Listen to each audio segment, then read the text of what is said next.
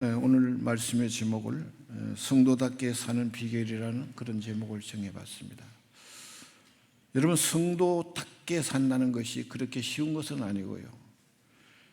제가 목사답게 살려고 애를 써봤는데 그 목사답게 사는 것도 장난이 아니더라고요. 그렇게 쉽지 않고, 장로답게 사는 것도, 권사답게 사는 것도, 집사답게 사는 것도, 이 성도답게 산다는 이 사실 자체가 그냥 우리가 아무렇게 살아서 되는 것이 아니고, 오늘 잠언 3장 1절에 있는 10절에 있는 말씀을 우리가 마음에 새기고 삶으로 담아내면 가능하다라는 말씀을 오늘 이 가운데서 하고 있습니다. 어떻게 하면 우리가 참 성도다운 생활을 감당하고 은혜를 담은 신앙인으로서의 한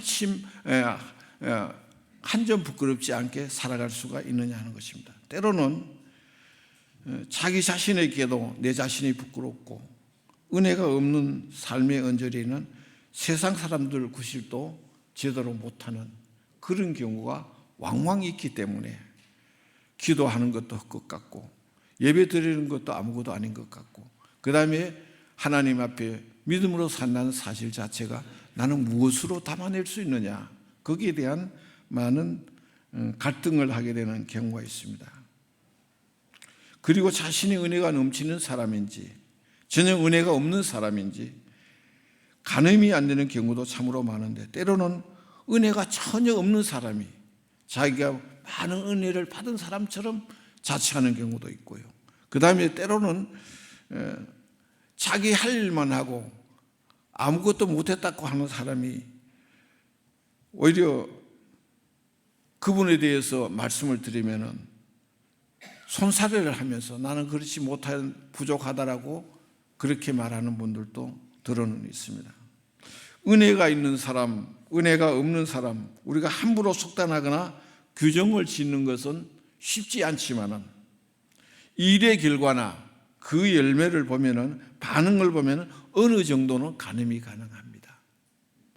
은혜를 받은 사람들의 모습과 은혜를 받지 못한 사람들의 결과에 대해서 어느 정도 반응은 우리가 보면서 그것이 이해가 되는 경우가 있습니다.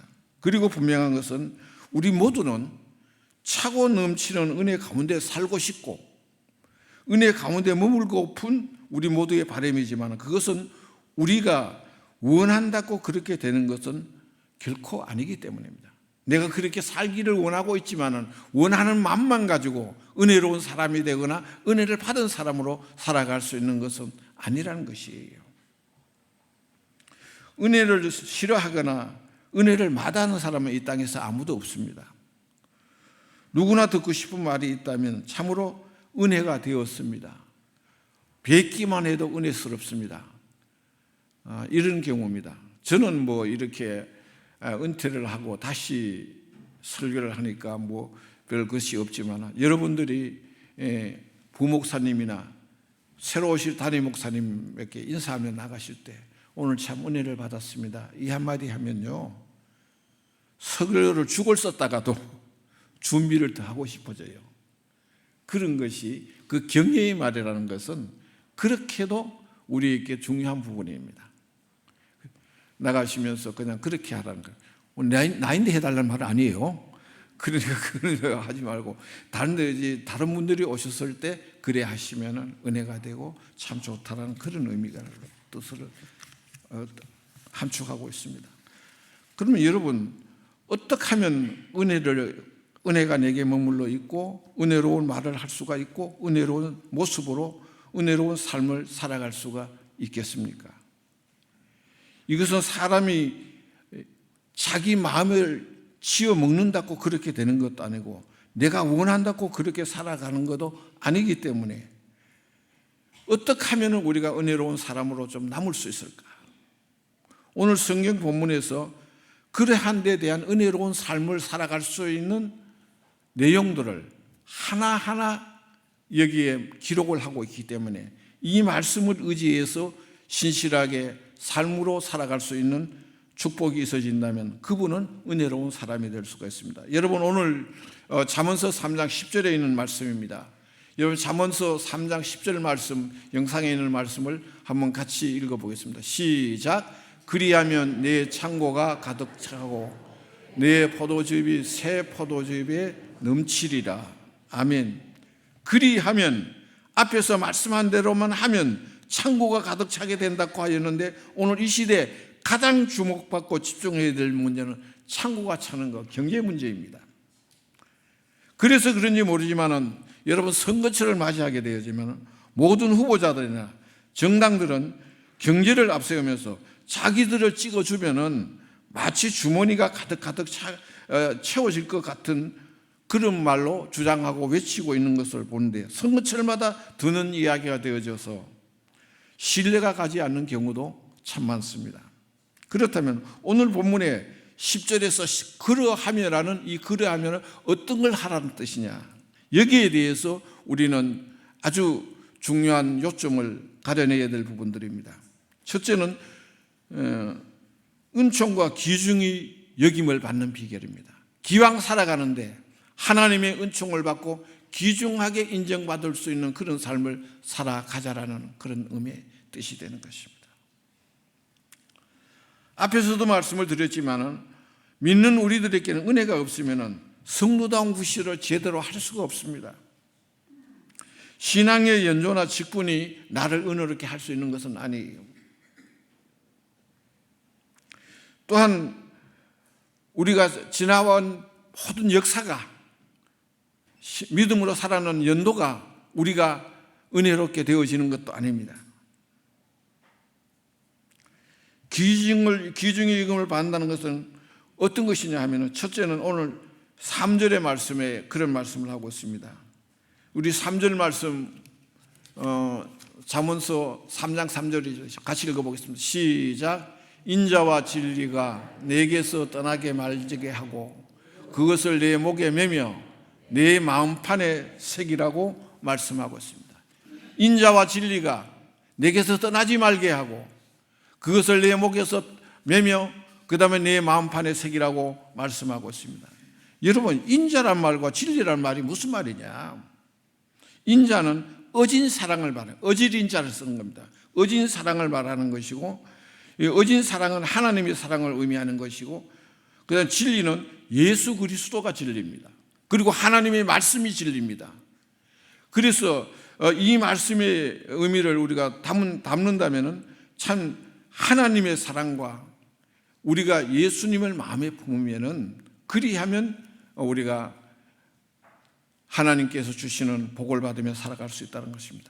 좀 쉽게 말씀을 드리면, 인자는 사랑이고 진리는 하나님의 말씀인데 옳고 바르고 의롭게 정의로운 것을 의미합니다. 사랑은 다른 사람에 대한 그 동정과 그 다음에 또한 영향과 그 다음에 배품을 의미한다면, 그 다음에 진리라는 것은 예수 그리스도를 의미하는 것인데, 하나님께서 인간에 대하시는 방법이시며, 더 나아가서 하나님의 은혜를 받는 성도는 역시 사랑과 진리를 함께 실천하시는 분들이라 생각할 수 있습니다. 그래서 이 사랑과 진리는 두 가지를 겸전할 때 상호 보존해야 온전한 효과를 나타낼 수가 있는데, 사랑을 할지라도 바르지 못한 사랑은 온전한 사랑이 아니거든요.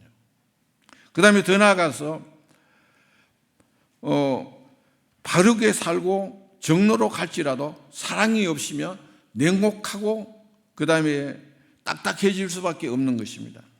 그래서 온전한 사랑, 온전한 진리를 굳게 지키고 널리 파급하기 위해서는 소극적인 자세로서는 불가능하고, 좀 더 구체적인 노력과 방법이 필요한데, 외적으로는 목에 매고 내적으로는 마음판에 새기라 그랬습니다. 외적으로 목에 매라는 말은 어떤 의미가 있느냐면, 남자 성도들은 아마 이해할 수가 있어요. 군에 갔다 오신 분들은 군에 입대해서 6주간의 훈련을 받으면, 기본 훈련을 받으면 군번이라는 것을 줘요. 그 인식표라고 하는데 군번을 주는데, 그 군번을 어디에 간직하느냐, 목에 매도록 되어 있습니다. 그 군번에게 그 가로는 5cm고 세로는 3cm 정도가 되는데, 그러면 양쪽 끝에 보면 홈이 똑 파여져 있어요. 그걸 보면서 어떤 생각을 하게 되느냐 하면요, 그게 위에는 이름으로 아무개라고 석자가 써져 밑에는 고유 번호가 자기 번호가 있습니다. 자기 번호를 써놓습니다. 그러다 이 사람들이 이래가지고 전쟁을 하다가 만약에 전사를 하게 되어지면 전사한 사람 붙잡고 장례식 지내줄 수는 없잖아요. 그렇다면은 이 인식표를 빼가지고 여기 홈파이드 양쪽에다 이렇게 걸어가지고 입에다가 물려놔 놓으면은 그건 죽어도 그 표를 보면은 누군지를 알 수가 있어요. 그러기 때문에 목에 걸고 다니는 겁니다. 그래서 마음에 새기고 다닌다는 그런 의미입니다. 그런 것이기 때문에 우리가 마음판에 사랑과 진리를 새기라는 말씀도 거기에 큰 의미가 있는 거예요. 마음판에 사랑과 진리를 새기지 아니하면 언제 없어질지 무슨 일을 당하면 놓쳐버릴지 모릅니다. 고린도후서 3장 3절입니다. 고린도후서 3장 3절 우리 같이 한번 읽어보실까요? 시작. 너희는 우리로 말미암아 나타난 그리스도의 편지니 이는 먹으로 쓴 것이 아니요 오직 살아계신 하나님의 영으로 쓴 것이며 또 돌판에 쓴 것이 아니요 너희의 육의 마음판에 쓴 것이라. 아멘. 여러분 여기 보시면은 편지를 하는데 영으로 쓴 것이며 그냥 돌판에 새긴 것이 아니고 마음판에 새긴 것이라는 말을 하고 있습니다. 여러분 보령에 가면은 비바람에 마모되어져 있는 최치원 선생이 암벽에 쓰는 시가 하나 있어요. 근데 그 글씨를 해석을 못해. 왜냐하면은 비바람에 다 훼손이 되어져 가지고 글씨를 다 납득하기 어렵기 때문에 아무것도 이해하는 그런 글 내용을 소개하지 않았습니다. 최치원 선생이 언제냐면은 신라 마렵에서 태어나서 그때 죽은 사람이니까 한 1500년 된 거기 때문에 돌에 새겨놔도 1500년 지나면 글씨가 마모가 되어져요. 그런 것이기 때문에 우리가 살아있는 동안에 마음판에 새긴다는 것이 그렇게도 중요합니다. 이 마음판에 새긴 것은 자자손손 이어갈 수 있는 거예요. 할아버지 마음판에 새긴 것을 아들이 받고 아들이 받은 것을 손주가 받고 손주가 받은 것이 그 아랫대가 받고 이렇게 해서 마음판에 새겨져서 너희가 평생을 살아가라는 이런 의미를 가지고 있습니다. 사랑과 진리가 되신 그리스도를 외적으로는 목에 걸고 내적으로는 마음판에 새기며 살아갈 때 하나님으로부터 은총을 받게 될 것이고 많은 사람에게 귀중히 여김을 받을 것이라는 사실입니다. 그래서 예수 그리스도가 가장 소중히 여기고 마음에 사랑을 간직하고 살아가는 우리들이야말로 은총의 귀중의 여김을 받을 수밖에 없는 것입니다. 그렇기 때문에 두 번째는 하나님의 지도를 받으라는 거예요. 하나님의 인도와 지도를 받는 비결입니다. 인생 일대 성패는 누구에게 지도를 받느냐에 따라서 어떤 사람의 사사를 받느냐에 따라서 그 사람의 성공할 수도 있고 실패하게 되는 것도 볼 수가 있습니다. 그래서 오늘 본문 6절에 보면은 범사의 그를 인정하라 그리하면 내 길을 지도하시리라. 범사란 말은 매사의 모든 일에 하나님을 인정하라는 거예요. 그러면 그가 하나님께서 너를 지도하시리라는 말씀을 하고 있습니다. 그런 마음을 가지고 살아가고 그런 생각을 가지고 사는 것을 의미합니다. 그래서 어떤 사람을 본을 보느냐에 따라 가지고 얼마든지 자기 미래가 바꿔질 수 있는 겁니다. 저는 부목사 사역을 할 때 부산에 있는 초량교회 한강 이남에서 가장 오래된 그 초량교회에서 시무를 했는데요. 그때 최동진 목사님이 정경총회장 최동진 목사님이 당회장이셨습니다. 그분을 받들면서 살아가는데 지금 마음에 지금도 잊어버리지 않는 것이 하나 새긴 게 있다면은 그분이 그 당시에 우리 부교육자들에게 휴가를 주실 때 2주간을 주시더라고. 목사님 왜 다른 데는 1주간 주는데 왜 2주간 주시냐 물으니까 김 목사 2주간은 1주간은 기도원에 가서 기도하고 1주간은 가족들하고 쉬고 그 다음에 주일날은 다른 교회 가서 배워오라고 그렇다. 교역자가 만일에 주일 1주간 줘가지고 주일 설교하도록 놔두면 쉬는 거 아니다고. 가만히 생각해 그 말이 맞은 것 같다. 그래서 내가 그때 무슨 말 생각을 했느냐 하면은, 나도 당회장이 되면은 부교육자들에게는 틀림없이 내가 두 주일을 줘야 되겠다는 생각을 했어요. 그래서 내가 길신교회에 와서 내가 그거 실천했습니다. 다른 부교육자들에게 전부 여름 휴가는 2주간씩 줬어요.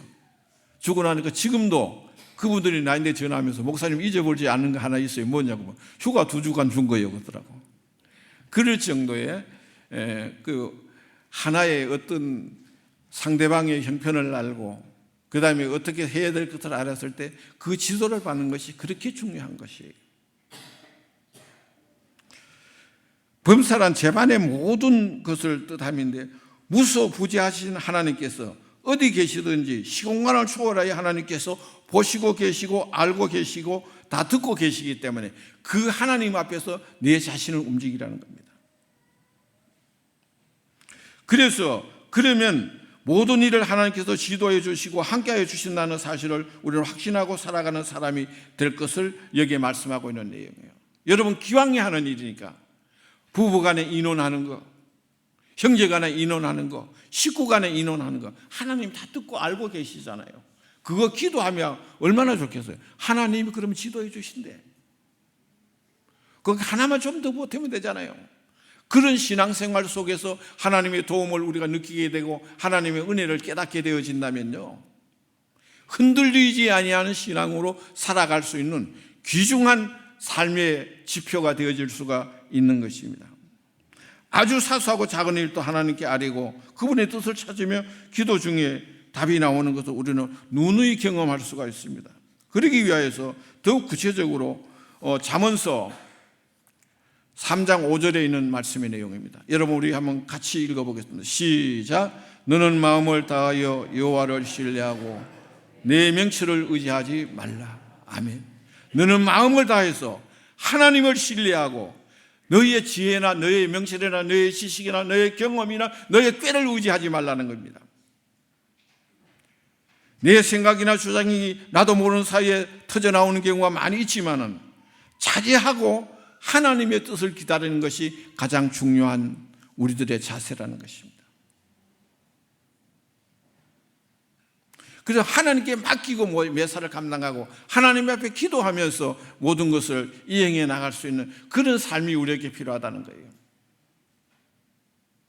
제가 일부 예배도 말씀을 드렸습니다만은 우리 교회를 이 교회를 짓기 전에 현재 있는 이 자리에서 구영애 장로님 아버님 구흥서 장로님이 50평을 3층을 지어가지고 3층이 예배당이셨어요.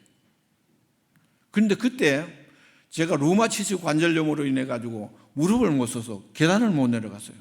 그래서 박용호 장로님이 저를 업고 현관까지 내려갔던 그런 경우가 있었습니다. 그래서 약을 먹고 침을 맞고 온갖 치료를 병원화 치료를 다 받았습니다. 그러면서 그때 제가 기도한 게 있었어요. 뭘 기도했느냐면, 하나님, 내 무릎이 제대로 움직이면 하나님 앞에 기도할 때 무릎 꿇고 기도하겠습니다. 그랬는데 언제 나은지는 잘 몰라. 그게 다 나아졌어요. 제가 그래서 지금 산에 가서 산행을 전국에 높은 산 안 간 데가 없잖아요. 다 갔다 왔잖아. 그 지금도 무릎 꿇고 기도하면은 옆에 사람이 이제 나이 그만큼 들었으니까 무릎 꿇지 말라 그래가지고 안 꿇는 경우도 있습니다만은 그렇게 하나님께 낫게 해주시더라고요.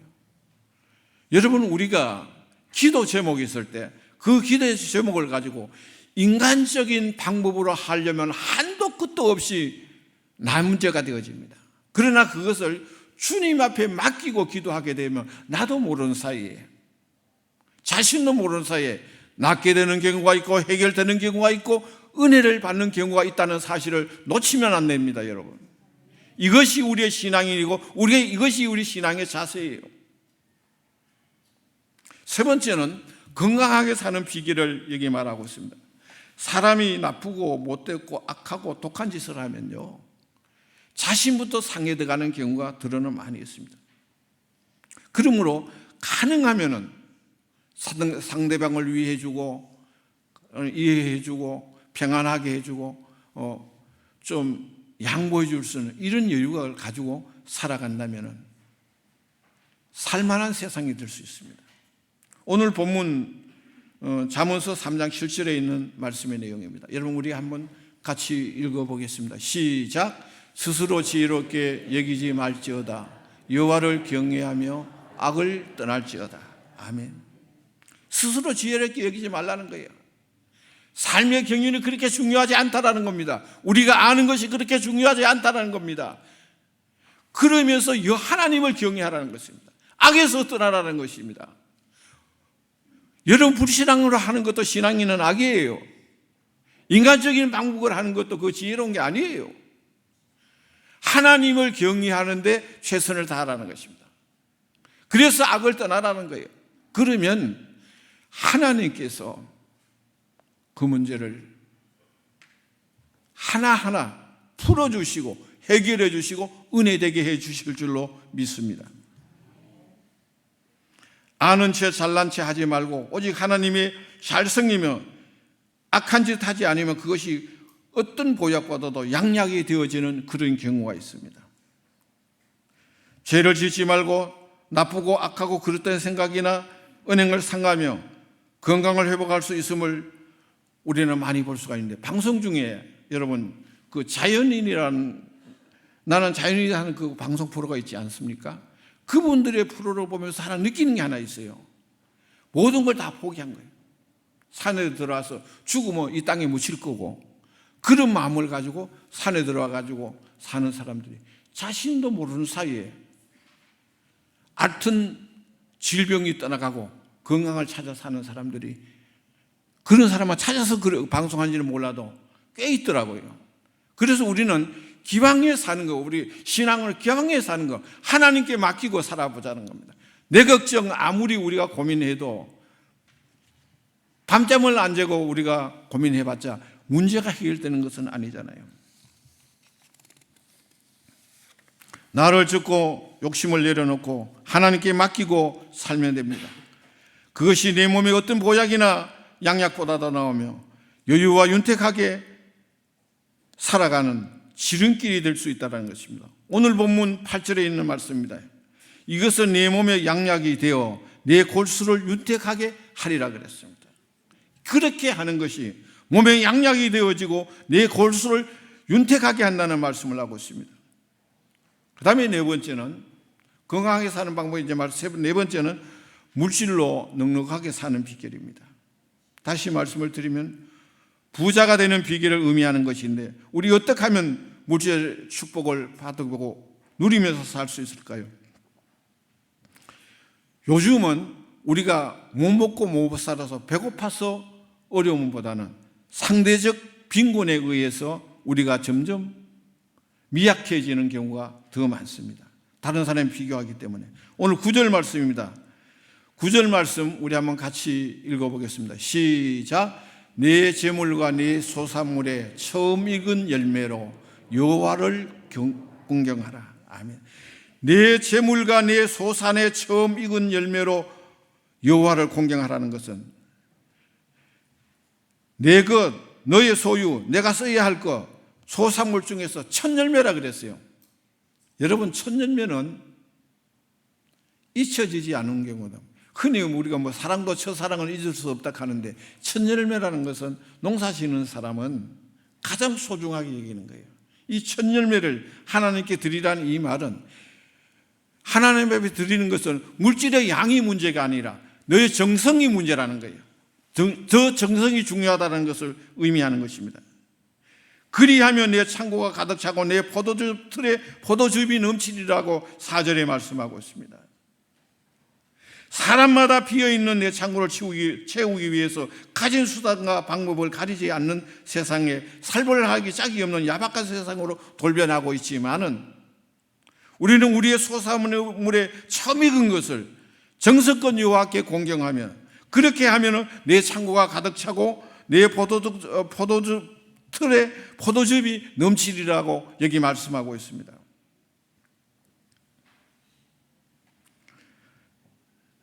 여러분, 우리가 하나님 앞에 드릴 11조가 중단, 11조를 중단하는 사태가 일어나지 않도록 기도해야 되지 않습니까? 그리고 하나님께 드린 거 점점 더 많아질 수 있도록 우리가 기도하는 사람들이 아닙니까? 기방해 드리면서 그런 경우가 얼마나 많습니까? 이렇게 되어졌을 때 하나님께서 매사를 함께 해주시는 그런 경우를 볼 수 있습니다. 여러분 건강하지 못한 사람에게 주일 성수하라? 불가능하게. 새벽 기도하라? 불가능한 거예요.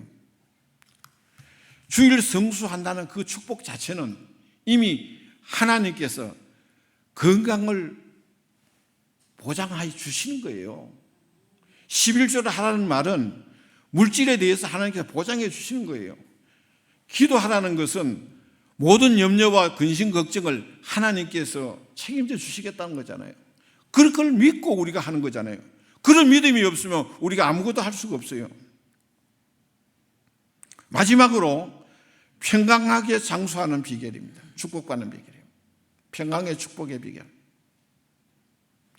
여러분, 우리가 장수해도 건강하고 평안하게 장수해야 되지, 병들에 가서 연명치료하면서 꼼짝하지 못하면서 오래 산들 무슨 소용이 있겠어요?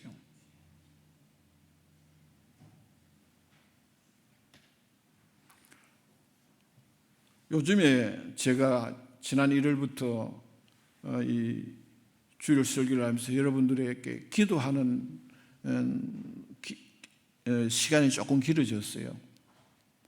가만히 이렇게 보면서 평강하지 못한 분들이 생각보다 참 많다라는 생각을 했고, 그리고 우리 교회 하나님 나라 가실 분들이 좀 더 속히 가실 분들이 숫자가 많구나 하는 것을 느낄 때가 있었어요.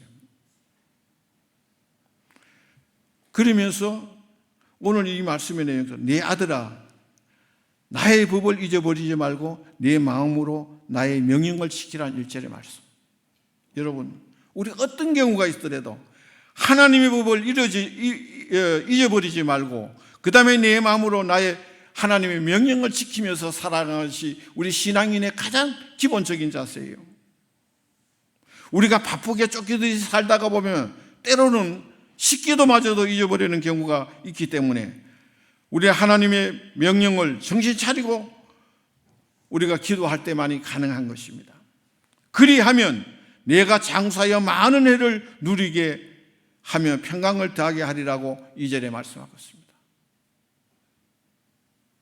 그리하면 뭡니까? 하나님의 법을 잊어버리지 말고 내 마음으로 나의 명령을 지킬 때입니다. 하나님의 명령을 지키며 그리하면 내가 장수하여 많은 해를 누리게 되고 평강을 얻는다고 말씀하고 있습니다. 이것은 제가 드리는 말씀이 아니고 오늘 본문 3장 1절 2절에 있는 내용이에요.